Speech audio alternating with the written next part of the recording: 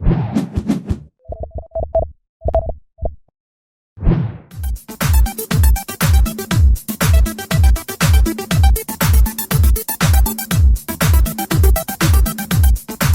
vamos resolver então as questões ali do simulado da turma. São poucas questões, é meia dúzia só, mas dá para a gente lembrar alguns pontos importantes. Aqui nós temos uma questão de porcentagem, uma questão de aplicação do máximo divisor comum, sequências numéricas, tem um pouquinho de cada coisa aqui, tá? Então, como o nosso objetivo hoje é simplesmente a resolução, né? Então nós já vamos começar lá no simulado, a primeira questão de raciocínio lógico era número 15. Então vamos começar pela 15. Que aqui a gente não vai ver teoria nem nada, é só resolução, né, das questões, certo? Essa primeira é uma questão de porcentagem, tá?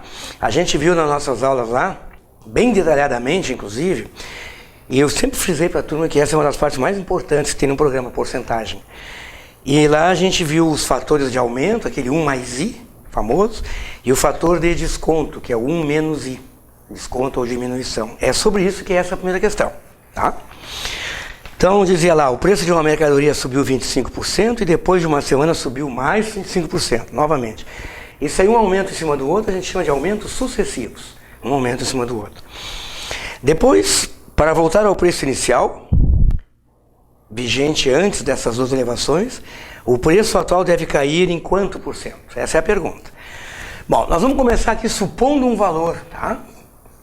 Que é uma técnica que a gente faz muito em porcentagem, supor um valor qualquer. O preço de uma mercadoria. Então vamos supor que o preço da mercadoria fosse 100 pila. Supondo o preço, claro que dá para fazer sem supor o valor, mas aí trabalha com x. É mais prático supor um preço, um número. Vamos supor que o preço da mercadoria... Preço da mercadoria... Cifrãozinho, 100 pila. Tá, isso aí é fundamental para facilitar. O cifrãozinho ali, como vocês devem lembrar lá das nossas aulas, a gente usa o cifrão para quando ele não quer especificar qual é a unidade monetária. O cifrãozinho pode ser real, pode ser dólar, qualquer coisa. Não importa qual é a unidade. Então vamos supor que a mercadoria tivesse um preço de 100 pila. Primeiro passo, como essa mercadoria sofreu dois aumentos, então nós vamos aplicar aquela formulazinha do 1 mais i do fator de aumento, duas vezes, uma em cima da outra. Vamos escrever aqui, ó. O valor final, a gente viu nas aulas lá, o VF é sempre o valor final, que seria o preço com os aumentos. Então seria o valor inicial, tá?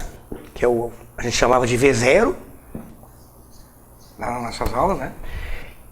Que multiplica 1 mais i. Como aqui tem dois aumentos, a gente vai multiplicar por 1 mais i. Aqui o i é 25%, né? Então 1 mais i, vou lembrar aqui só de leve, ó, que isso aqui é 1 mais i. E novamente mais 25% em cima, 1 mais i de novo. Fazendo essa multiplicação aqui, isso aqui o cara faz separado lá no cantinho, nós vamos obter... Bom, esse produto todo aqui, ele dá 1,56, vamos escrever aqui, pode ser que precise depois, 1,56, 25. A gente faz esse produtinho aí primeiro, depois multiplica por 100, né, barbada. Então vai dar preço final, 156,25. Esse é o preço final com os dois aumentos, um em cima do outro. Agora o que diz o problema? Agora o cara quis voltar ao preço original, antes dos aumentos, que era 100 pila. Então, claro que para passar de 156 para 100, nós vamos ter que ter uma diminuição, ou como ele chama aqui, o preço deve cair, como ele diz aqui, no valor, em porcentagem igual a tanto. Fácil. Nessa primeira aqui, nós usamos a formulazinha do 1 mais i. Agora nós vamos usar aquela formulazinha do desconto. Vou colocar aqui no cantinho. Nós temos dois fatores. O fator do aumento, que é sempre 1 mais o i. O i é o percentual. E depois o fator de diminuição, que é o que nós vamos usar agora, para diminuir. Agora nós queremos que o preço final aqui, ó, seja 100 pila. Preço final. Então vai ter que decair de 156 para 100. Vamos aplicar a formulazinha agora com o valor inicial, que vai ser aquele lá, certo? Vezes o 1 menos i, ó, fator de desconto ou diminuição. Isso é claro, cara, tem que saber essas duas fórmulas. Ele faz em uma linha essa questão, cada item da questão. Ok. é só resolver isso, né? O nosso negócio é calcular o I aqui, ó, certo? Daqui para frente é só algebrinha, só matemática, a área álgebra. Aqui nós, para isolar o 1 menos I, nós vamos passar isso aqui para cá. Tem duas maneiras de resolver isso. Passar isso aqui para cá dividindo, ou multiplicar lá para dentro também. Tanto faz. O cara pode escolher, multiplica por 1, multiplica por menos I, ou passa para cá dividindo. Eu vou fazer essa última opção, tá? Vai ficar assim, ó. 100 dividido por 156,25 igual, ok? Só passamos isso para cá dividido, igual a 1 menos I. Tá, vamos continuar. Vamos trocar essa igualdade aqui, vamos invertê-la assim, ó. Depois, tá? Fazendo essa divisãozinha aqui, fazendo lá no cantinho, né? Como eu faço sempre para mexer com a turma, né? Faço sempre essa continha lá, o cara fazendo lá no canto, ó. Bem pequenininho, porque nunca tem lugar quase para o cara calcular na prova. 156,25, fazendo... Tá, isso aí tu faz lá no teu cantinho de cálculo, lá de rascunho.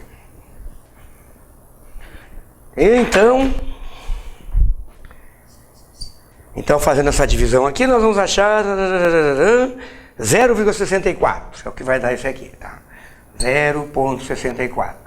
Então tem isso igual a 1 menos I, isso aqui é 0,64. Ou seja, invertendo, como eu disse, aqui 1 menos I igual a 0,64.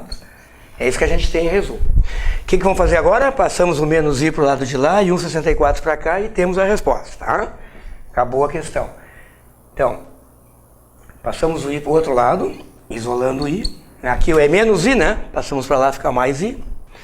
E 1,64 para cá. Em resumo da fofoca toda, é isso aqui que vai dar, tá? O I vai ser 0,64 ou 1 menos I igual 0,64.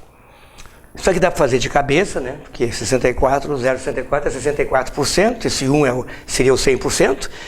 Então, fazendo essa continha, nós vamos achar 0,36, que nada mais é do que 36%. Para passar daqui para lá é só multiplicar por 100, correto? Isso aqui é a taxa que a gente chama de taxa unitária, aquela lá é percentual. Então tá lá então. Então o cara vai ter que baixar 36%. Em resumo, para voltar de 156,25 para 100, tem que dar tem que abaixar aqui, tem que dar uma queda de 36%. Aí ele volta a 100 pila. Só isso. Então para passar de 100 para 156,25, nós tivemos dois aumentos de 25% um em cima do outro. Para voltar para o 100, é só aplicar 36%, em resumo, em cima do 156, aqui ele volta para o 100. Perfeito. Aqui nós usamos os dois fatores, o do aumento e o de diminuição, ou de desconto.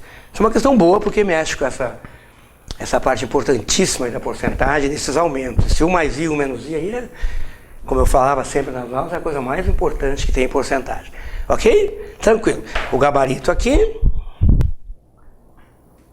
Certo? Vamos ver onde é que está isso. 36, letra B. Está lá na letra B. Esta então é a nossa primeira questão. Vamos para a segunda, que é uma questão de aplicação do máximo divisor comum. Vamos lá.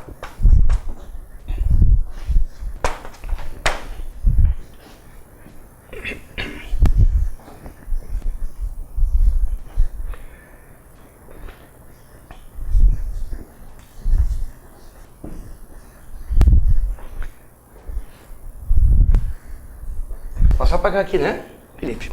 Muito bem. Já tiraram o xerox aí? Então tá. Vamos adiante. Questão 16. Bom, essa questão, como eu falei no início da nossa gravação, essa questão ela envolve o conceito, uma aplicação do conceito do máximo divisor comum. Vamos dar uma lidinha rápida. Suponha que 60 funcionários do Banco do Brasil, 60% dos quais lotados em certa agência de Florianópolis e os demais em determinada agência de Chapecó. Então já vamos começar assim, ó. Tem 60 funcionários, vamos começar assim já. Vamos indo e vamos escrevendo ali, que o texto é meio grande. Desses 60 funcionários, 60% estão numa agência de Florianópolis, em palavras mais simples, e os demais numa agência lá em Chapecó. Tá? Então vamos abrir um lequezinho aqui, ó. Florianópolis, Floripa, tá? Vamos botar um F. Agência lá de Florianópolis e Chapecó a outra. Bom, 60% de 60 vai dar 36. Vamos escrever aqui do lado, com vermelhinho até para chamar a atenção. que esse 36 é 60% de 60, né? Olha o D ali, vezes, né? 60% de 60 é 36. Certo? Muito bem. Tá, isso é igual, não precisa. E o restante, que aí é só fazer a diferença, né? 60 menos 36, restam aqui 24, que são os funcionários da agência em Chapecó. Muito bem, então o primeiro passo, vamos botar assim, primeiro passo é isso aqui, fazer bem organizado, tá? Vamos para o segundo passo. Continuando a leitura, esses funcionários foram divididos em dois grupos, ali estão os dois grupos, certo? A fim de participar de um curso sobre desenvolvimento pessoal, muito bem. Considerando que todos os grupos devem conter a mesma quantidade de funcionários, aí já é bom o cara, quando está lendo essa questão, já ir destacando ali, ó. Mesma quantidade de funcionários, é bom o cara pegar uma canetinha. Na prova não pode ter canetinha colorida, mas vocês em casa podem fazer uma canetinha colorida. Destacar, então, a mesma quantidade de funcionários e que todos os funcionários de cada grupo, aqui estão os dois grupos que ele está falando, cada funcionário deverão conter a mesma quantidade, e os funcionários de cada grupo deverão pertencer à mesma agência. Muito bem, tá certo. Quer dizer, vamos formar grupos dessa agência e grupos dessa, separadamente, sem misturar os funcionários. Então, a menor quantidade de grupos, isso é importante, destacar a menor quantidade de grupos que poderão ser formados. Isso é importantíssimo, porque para eu formar a menor quantidade de grupos em cada uma das agências, eu vou ter que pegar o maior número de funcionários em cada grupo, né? Essa parte aqui é perigosa, tem que ter cuidado. Menos grupos, mais funcionários em cada grupo. Aí eu diminuo o número de grupos, certo? Se eu fizer grupos de, por exemplo, de 2 funcionários, digamos, aqui nessa agência aqui, vai dar 18, né? 18 grupos de 2 funcionários, né? 36 dividido por 2. E aqui 24 dividido por 2, daria 12 grupos, não é isso que ele quer. Ele quer o menor número possível de grupos. Então não vamos fazer grupinho com 2 funcionários, com 3 funcionários, ele quer saber o menor número possível de grupos. Para isso tem que aumentar o número de elementos em cada grupo, o número de funcionários em cada grupo. E essa expressão, então eu queria que vocês destacassem aí, menor quantidade de grupos, tu pode escrever entre parênteses lá nos teus rascunhos, aí tem que ter maior quantidade possível de funcionários em cada grupo. Esse é o raciocínio da questão. E aí aparece, então, a ideia do máximo divisor comum. O máximo divisor comum aqui é muito simples. Tu vai procurar qual é o maior número que divide, o máximo divisor comum. O maior número que divide esses dois números aqui ao mesmo tempo. O maior número possível. E esse número maior possível se chama o máximo divisor comum, quer dizer, o maior divisor comum. Tá? Então veja bem o detalhe aí, ó. Menor quantidade de grupos significa maior o número de funcionários em cada grupo, e daí surge o MDC, o maior divisor comum. Então tem que ver o número que divide esses dois, mas não é um número qualquer. Esses dois grupos são divisíveis por 2, são divisíveis por 4, são divisíveis por 6, mas não é isso, ele quer saber o maior divisor dos dois, que é o MDC. Então, em resumo, temos que achar aqui o máximo divisor comum, não importa a ordem aqui, se é 36 ou 24, tanto faz. Eu vou colocar o menor antes, mas não quer dizer. A gente lê máximo divisor comum de 24 e 36. Aí calculando o máximo divisor comum, aquele processo que a gente viu na aula, fazendo decomposição em fatores primos. Isso aqui eu vou pular, vocês sabem isso aí, né? Tu vai achar o máximo divisor comum 12. Tá? Depois você dá uma olhadinha lá, como é que a gente termina o máximo divisor comum. Aquilo, né? Dá para fazer por decomposição. Nós vimos um processo muito bom na aula lá. O mesmo método para usar o mínimo múltiplo comum, só que aqui tu pega os divisores comuns só. Então, resumindo, tu vai achar o MDC, fica para momentos de solidão, tu fazer essa continha aí, e é 12, é o maior divisor desses dois números. E agora é muito fácil, vamos ver quantos grupos a gente consegue determinar em cada uma das agências. Então, 24 dividido por 12, vamos ter aqui 2 grupos. Ou seja, lá na agência de Chapecó, certo? Para formar grupos com 12 funcionários cada um, serão obviamente 2 grupos. Agora na outra agência, tem 36 dividido por 12, o máximo divisor comum é para isso. Tu está achando quantos grupos com 12 elementos tem, né? Cada grupo. 36 por 12 dá quanto? 3, né? 3 grupos, feito. Muito bem. Como ele pede o número de grupos formados, então, vamos somar os dois. Como é que nós vamos fazer? Aqui mesmo, ó, tá? Vamos botar aqui, soma. 5 grupos. Ó, podemos formar então 5 grupos. 2 grupos na agência de Chapecó, 3 grupos na agência de Floripa. E o que ele diz, qual é a moral da história? A moral da história é que ele diz, então a menor quantidade de grupos, tá aqui a menor quantidade de grupos, é 5, que poderão ser formados, é um número, aí vem, letra A, maior que 8, B, menor que 4, assim vai indo. Letra C, primo, essa é a resposta correta.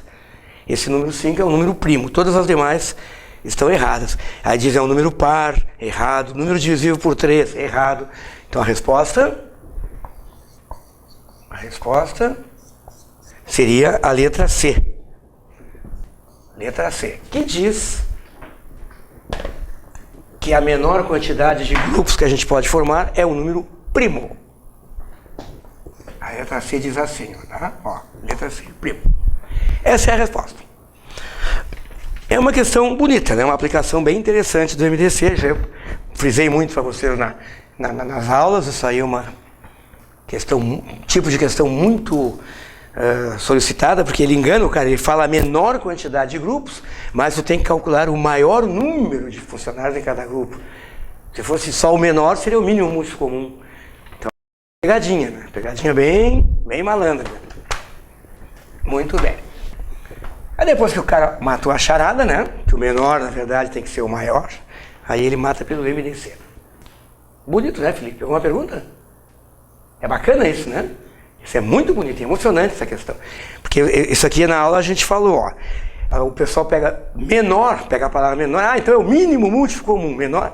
Cuidado. Aí tem que entrar o raciocínio lógico. Menor número de grupos, como eu disse, tem que ter o maior número de funcionários em cada grupo. Esse aí é o pulo do gato. Então não é mínimo de comum, é máximo de comum. É uma pegadinha muito boa. O pessoal adora errar essas questões assim, desse tipo, eles adoram. Se jogam nessas questões, tudo errado. Muito bem. Então, não é uma questão difícil, mas o cara tem que estar bem preparado, né? Para não ser pego na sacanagem. Agora é uma questão de sequências numéricas, que faz parte do que eles chamam lá no programa do raciocínio lógico sequencial. O raciocínio lógico sequencial, normalmente, o que as bancas cobram é o seguinte, eles dão uma sequência de números ou letras, depende, ou as duas coisas juntas, e aí normalmente eles te pedem para tu determinar o termo seguinte na sequência, ou os termos, uma coisa assim. Qualquer coisa referente a ideia aqui é tu tem que descobrir um ou mais termos que vem depois do que ele deu. Vamos ver aqui como é que é. Ele te dá uma sequência assim. Sequência de números reais. 3, 7, 15, 31, 63. Vamos botar aqui o que eles deram. Tudo isso aqui está dado. 127, 255 pontinhos. Continuaria. Não vai nem caber no quadro aqui, tá? A bolotinha ali do verbo jurídico está atrapalhando ali, aquela bolota ali. Tá bom. Então, mas foi isso que ele deu, até aqui, isso aqui é o que está na questão, ok? E ele pergunta, qual é o 10º termo dessa sequência? Isso é o que ele está perguntando. Então, vamos escrever aqui no cantinho, ele quer saber quem é o A10, ó. Botei no cantinho ali porque vai faltar espaço depois aqui embaixo. Primeira coisa que nós vamos lembrar é que esse aqui são os termos da sequência que a gente representa normalmente assim. Vamos lembrar lá, A1, A2, A3. É que nem uma progressão aritmética, uma progressão geométrica, né? A gente chama de A1, A2, A3, A4. O A1 é o primeiro termo, o A2 é o segundo termo. Esse índicezinho é só para indicar a ordem do número aqui na sequência. Então vamos ver, A1, A2, A3, A4, né? A5, A6, A7. Quer dizer, o cara nos deu 7 termos. O primeiro, o segundo, o terceiro, etc. E a pergunta dele é qual é o 10º termo. Então nós temos que descobrir o que para chegar no 10º termo? Temos que descobrir qual é a lei lógica da sequência, qual é a lógica da sequência. A gente chama isso aí lei de formação da sequência. A sequência tem uma lógica, né? Como é que tu passa de um termo para o outro? Bom, aqui tem mais de uma maneira até. Uma primeira ideia que o cara pode enxergar é que para passar de um termo para o outro, o cara está somando, quer ver? Ó, essa seria uma maneira, vou fazer por uma outra, mas não faz mal. Ó, uma maneira seria essa. 3 mais 4, 7. 7 mais 8, 15. Vai dobrando. Mais 4, mais 8, mais 16. Essa é uma maneira de interpretar essa sequência. Certo? Uma maneira de pensar. Né? Então, seria essa. Mais 4, mais 8, mais 16, mais 32, mais 64. Essa é uma maneira de descobrir facilmente os termos seguintes. Então, ou a gente vai fazer assim, né? Aqui é mais 4. Eu vou mostrar as duas maneiras para vocês enriquecerem um pouco mais lá. Depois 7 mais 8 dá 15 e assim vai indo. Certo? Depois aqui 15 mais 16 dá 31 e assim vai. Então, mais 16, mais 32, sempre dobrando o acréscimo que tu está dando, né? Então aqui seria mais 32, mais 64 e chegar naquele lá é mais 128. Essa seria uma maneira, quer dizer, o próximo termo, que é o oitavo, ele seria 128 mais 128, 256, né? Então o próximo termo aqui seria somar mais 256. Aí tu teria já o oitavo termo. Mas eu não vou fazer por esse método. Vamos fazer por um jeito um pouquinho mais simples. Então, ou isso aqui, ou vou mostrar outro jeito de fazer. Tá entendendo, Felipe? Podia fazer por essa lei. Aqui tem duas maneiras de resolver. Talvez tenha até uma outra que eu não pensei mais. Aqui é só ir dobrando. Mais 64, mais 128. Vai sempre dobrando. Mais 256. E aí tu chegaria facilmente até o 10º termo. Mas eu acho que uma que tu vai fazer, trabalhar um pouquinho com números menores, é uma outra lei que tem aqui que é interessante. Quer ver? Vamos lá, Felipe. Ó, outro jeito de descobrir. Na verdade, se tu pegar cada número da sequência, multiplicar por 2 e somar mais 1, também dá. Quer ver? Vamos experimentar. 3 vezes 2, 6. Mais 1, 7. Quer ver esse aqui agora? 7 vezes 2, 14. Mais 1, 15. Viu? E assim vai indo. Ó, 15 vezes 2, 30. Mais 1, 31. É outro jeito. Pegou, Filipão? Tá? É outro jeito de descobrir a lei. Ah, então quer dizer que uma sequência numérica pode ter duas lógicas? Pode, não tem problema. Tem várias interpretações. Às vezes não. Tem sequências que só tem uma maneira e outras sequências não tem nenhuma maneira. Por exemplo, sequência dos números primos não tem nenhuma lei lógica assim, para achar o número primo seguinte. Mas essa que na prova sempre tem, lógico. Então, outro método, então, que eu acho que é até melhor, é o seguinte, essa segunda aí que eu falei para o Felipe. Ó. Imaginar que cada termo da sequência, multiplicado por 2 e mais 1, dá o seguinte.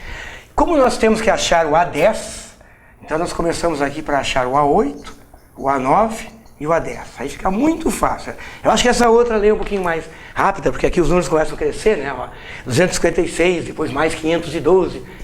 E desse segundo método aí vão ser números menores. Claro, qualquer um dos dois mata a charada. Vamos ver então, quem seria o oitavo? Aquele lá é o sétimo termo, 255. É só multiplicar cada termo por 2 e somar mais 1. Olha lá que barbada, Filipão. Eu não gosto de falar Filipão, porque eu me lembro da Copa, eu fico deprimido. Tá, Felipe? Ó, 255 vezes 2 mais 1, dá o termo seguinte. Aí faz a continha ali. 255 mais 2 dá 510, só fazer a conta. Mais 1, vamos botar direto aqui. Então o oitavo termo seria 511. Vamos ver qual é o nono termo. É só pegar o 511 vezes 2 e mais 1. Agora ficou barbada, né? Não tem nem graça agora nem quero fazer mais.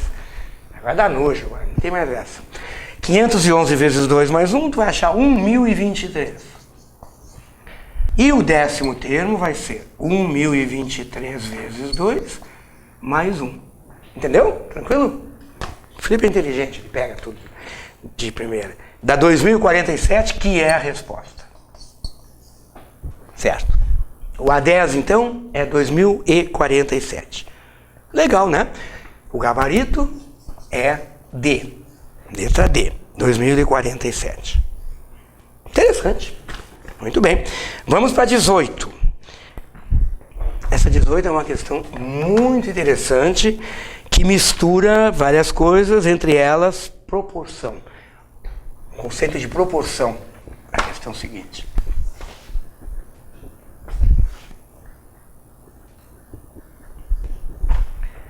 Então vamos lá para 18. Certo? Podemos apagar? Está fotografado, xerocado e tudo? Muito bem.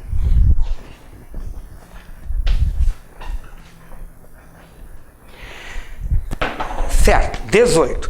Álvaro e José são seguranças de uma empresa e recebem a mesma quantia por hora extra de trabalho. Certo dia, em que Álvaro cumpriu 2 horas extras e José cumpriu 1 hora e 20 minutos, vamos começar por aí. Vamos chamar de A, o Álvaro, e vamos chamar de J, o José. Então vamos fazer um iniciozinho aqui, deixar escrito ali o que ele está falando. Então, num certo dia, o Álvaro cumpriu 2 horas extras e José cumpriu 1 hora e 20 minutos. Então vamos botar aqui. Não vou botar igual, eu vou colocar só 2 pontos, tá? Não é igual. 2 pontinhos, 2 pontinhos. Álvaro, 2 horas extras e o José 1 hora e 20 minutos de hora extra. Eles ganham a mesma coisa por hora extra, o mesmo valor. Bom, de cara, nós vamos uniformizar, porque aqui já tem 1 hora e 20 minutos, vamos passar tudo para minutos, para ver o que que dá. Vamos fazer isso aqui. Bom, 2 horas, cada hora tem 60 minutos, né? 60 mais 60, 120 minutos. Já uniformizamos isso aqui. Muito bem. E o José, 1 hora e 20 minutos, 1 hora tem 60 minutos, 60 mais 20, 80 minutos. Então o primeiro passo é já deixar esse negocinho aqui bem uniforme, tá? O tempo em minutos. Então seria assim, o Álvaro fez 120 minutos de hora extra e o José fez 80 minutos de hora extra. Claro que o Álvaro tem que ganhar mais, porque eles ganham a mesma coisa por cada hora extra. Então está na cara que o Álvaro ganhou mais. E realmente é verdade que ele ganhou mais. O problema já nos diz aqui, ó. O próprio enunciado já nos diz, ó. Álvaro recebeu 11,40 a mais do que José. Então vamos fazer assim. Vamos supor que o Álvaro recebeu X reais. E o José recebeu Y reais. Vamos supor que é isso aqui, cada um recebeu. Só que a questão já está dizendo. O Álvaro recebeu 11,40 a mais que o José. Claro, ele fez mais tempo de hora extra. Então, se eu chamar de X e Y, o que cada um recebeu em reais, então eu vou escrever que o X é o Y mais 11,40, né? Claro. O problema está dizendo, é enunciado, não é a gente que inventou. Então, Y mais 11,40. E o Y, obviamente, a gente não sabe o que é, tá? Isso aqui a gente vai usar depois, ó. Isso aqui é que vai nos ajudar a resolver a questão. O Álvaro recebeu 11,40 a mais. Agora é só partir para a resolução mesmo. Sim, mas como é que a gente vai resolver isso? E agora? Será que é um determinante? Será que é uma matriz? Será que tem que calcular o juro composto? Aí o cara não sabe o que ele usa aqui, né? É uma regra de 3, ele não sabe. O concurseiro, ele faz assim, ele não sabe como é que ele resolve, ele toca uma regra de 3 sempre. Sabe que ele faz toda a vida isso. Aqui nós podemos fazer, gente, primeiro passo, uma simples proporção mata isso. Porque o que cada um vai receber é proporcional ao tempo de hora extra que ele fez, claro. Então tá, vamos começar assim. X, que é o que o Álvaro recebeu, está para 120, assim como o Y está para 80. Isso aqui é que mata a charada. Pronto, está liquidada a tua questão. O que o Álvaro recebe está para 120, assim como o que o José recebe está para 80. X e Y. Ok? Muito bem. Agora basta você substituírem aqui o X por aquela coisa lá, ó, Y mais 11,40, que é para ficar com uma incógnita só. Então ficaria assim, ó. X é Y mais 11,40, está para 120. E Y está para 80. Veja que aqui o cara tem só uma incógnita, que é o Y. Agora nós vamos resolver essa coisa aí para calcular o Y. Sugestão, já vamos tirar esse zerinho daqui e esse zerinho daqui. Divide, multiplica por 10 os dois termos. Então dá para simplificar os dois zeros de baixo. Fica um pouquinho mais simples. Ó, vamos ver como é que fica isso.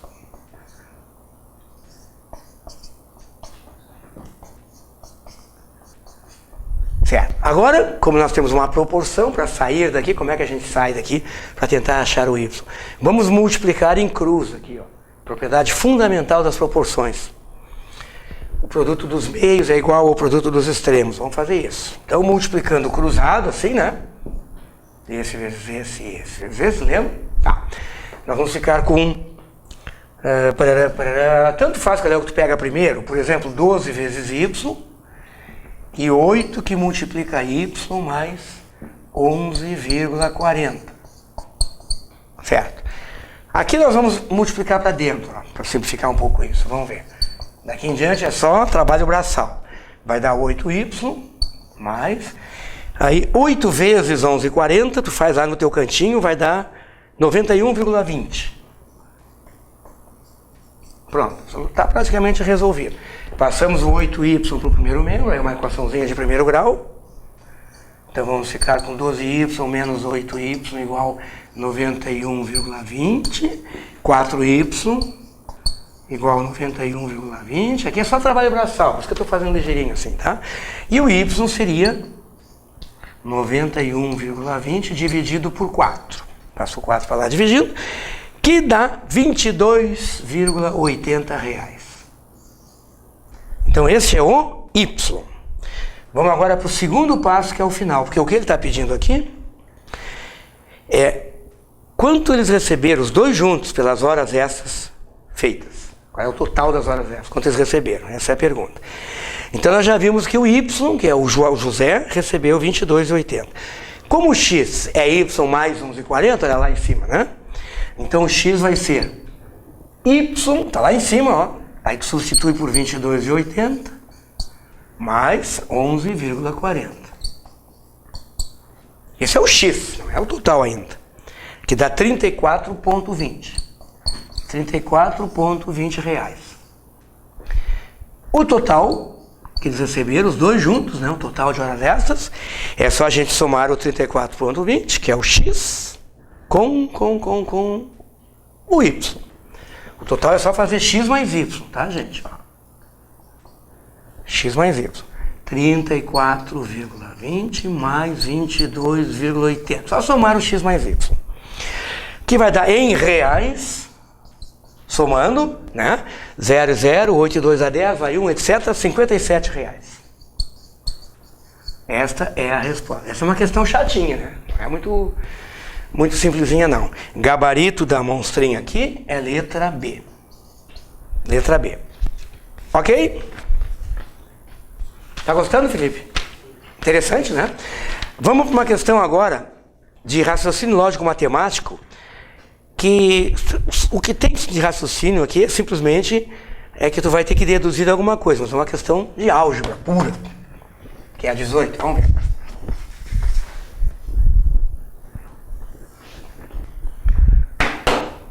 XIX, que é a penúltima questão. Essa aqui dá um pouquinho de trabalho, né? Tem número com vírgula e tal, mas é interessante também porque envolve várias coisas, né? Proporções, resolução de equações e etc. Equação de primeiro grau, é verdade, mas dá um pouquinho de trabalho e tem que fazer as continhas com vírgula aí. De vez em quando eles colocam alguma assim, né? A maioria das questões de raciocínio lógico, matemático, não tem muito cálculo, grande maioria. Mas como a prova normalmente tem raciocínio lógico e matemática junto, então vale tudo aqui, né? Tá, 19.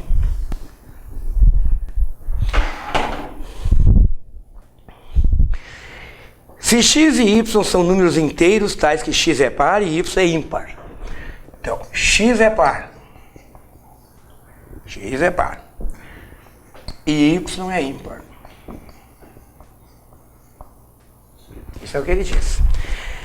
Considere as seguintes afirmações. Então ele vai nos dar aqui 3 afirmações. Número 1, número 2, número 3. 3 afirmações. Primeira afirmação, ele diz: x mais y é ímpar.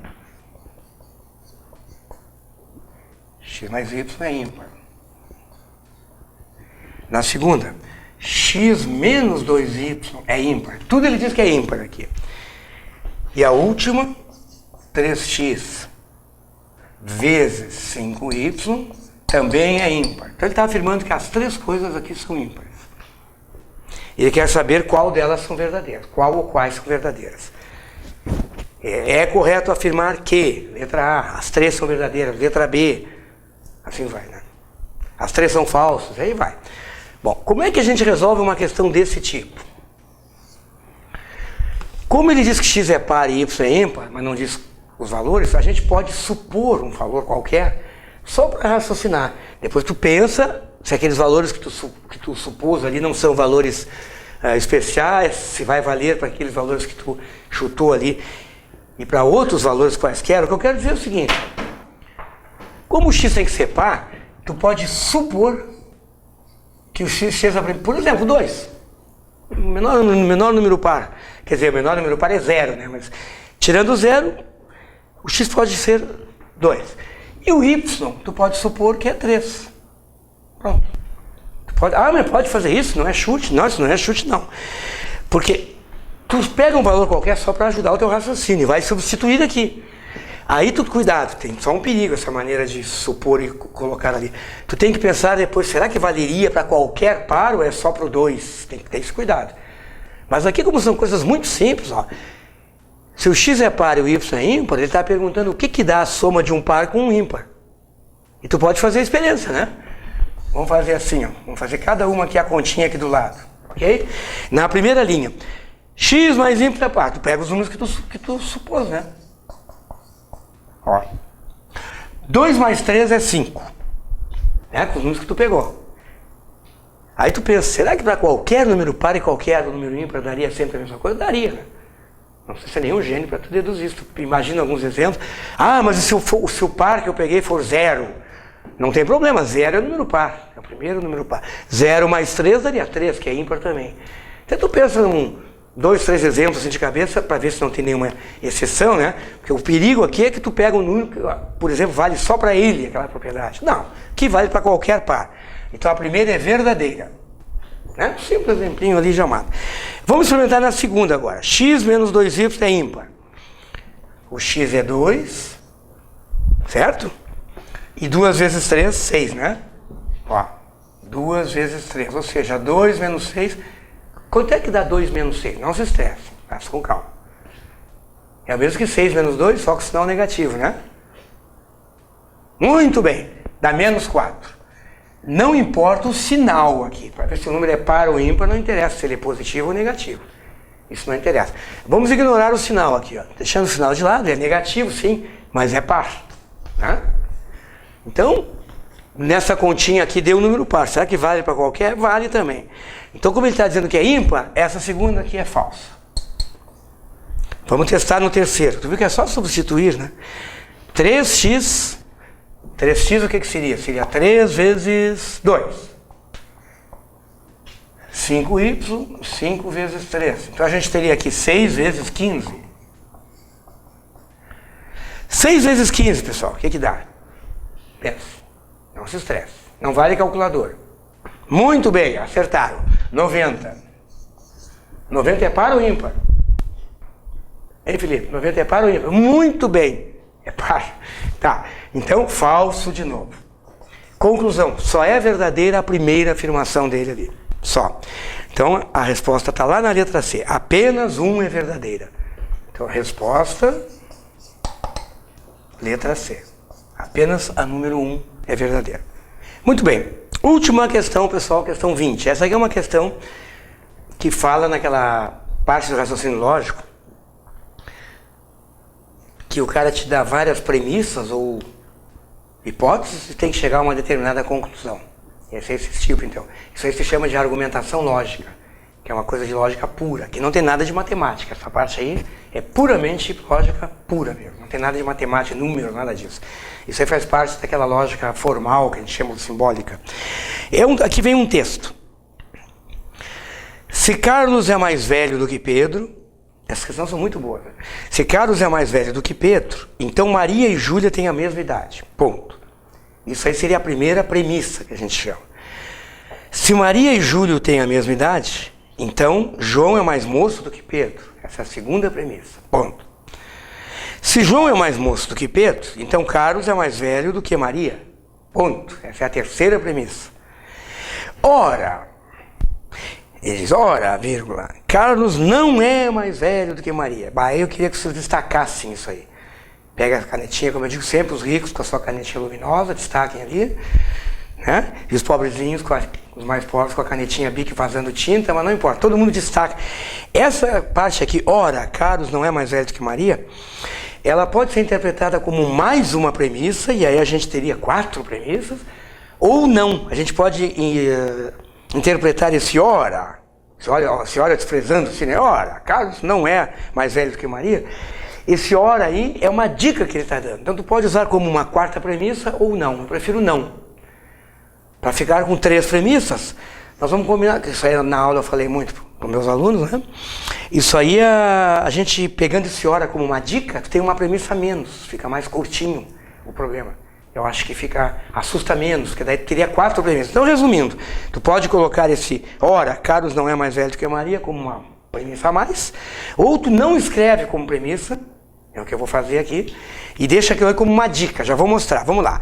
Vamos começar a primeira premissa, se Carlos é mais velho do que Pedro, ó, como é que nós vamos escrever é mais velho? É muito grande, porque nós temos que escrever agora em linguagem simbólica, isso tudo. Cada premissa vamos passar para a linguagem simbólica. Usar letras, né? Então, como eu vou escrever é mais velho que, não é mais velho que aparece aqui, tem a mesma idade? Muito simples, vamos inventar um símbolozinho qualquer. Eu vou usar aqui o maior da matemática, tá? Só porque o maior, tu associa com maior, é mais velho, tem a idade maior, né?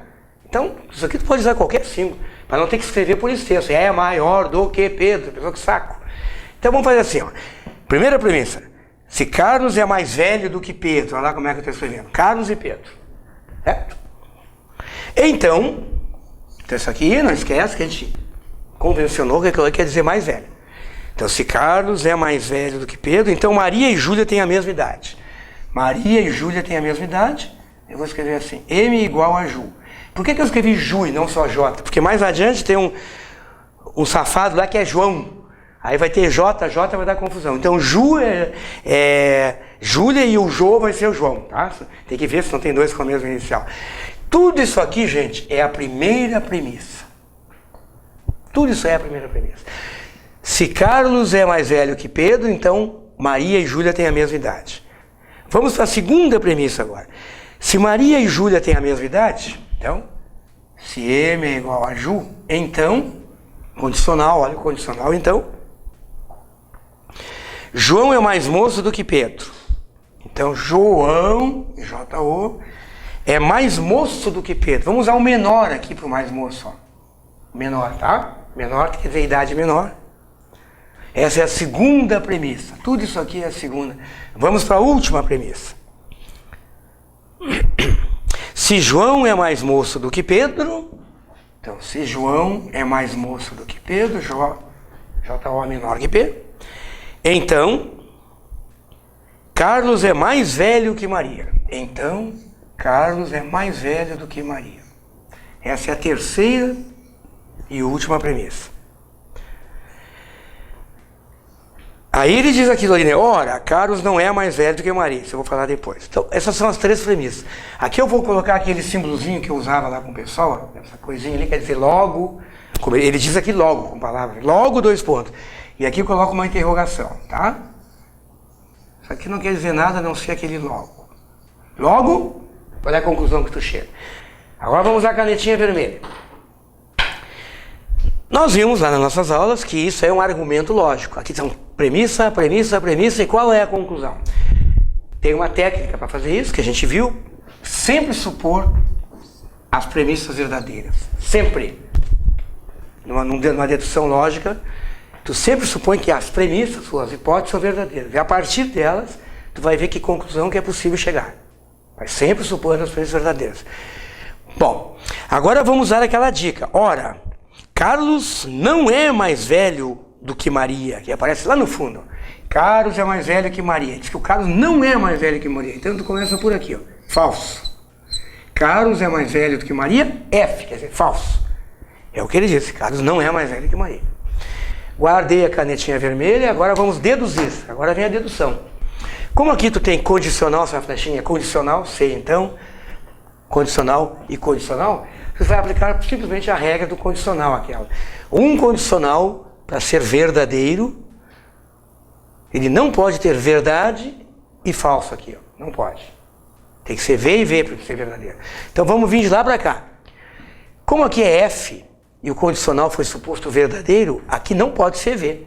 Porque VF é um condicional falso. O único caso, essa é a regra do condicional, tem que saber isso aí de cor. Então, essa aqui tem que ser falsa.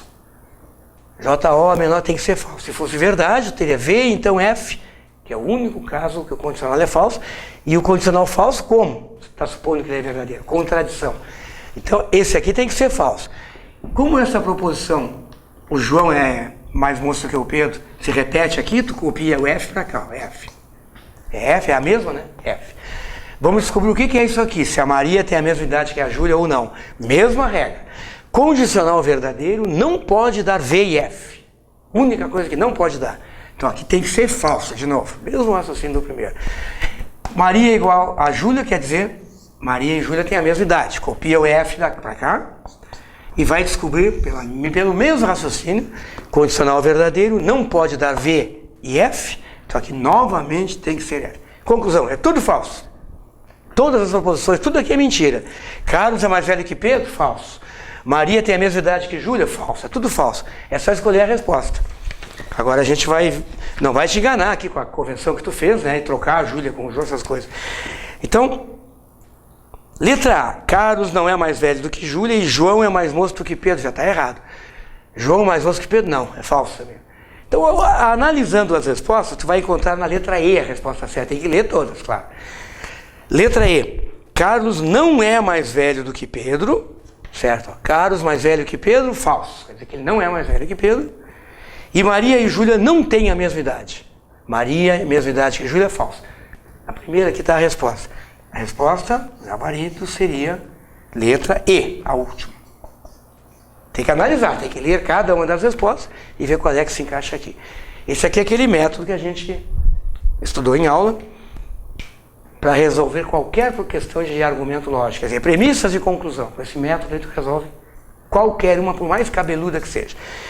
Muito bem, uma boa sorte para vocês, foi um prazer conviver com vocês mais uns minutinhos. Nenhuma dúvida, Felipe, tudo claro? Muito bem. Agora vocês podem ir depois em casa tentar fazer tudo de novo, essas questões aí, e procurar outras, tá bom, gente? Um abraço para todo mundo, até a próxima.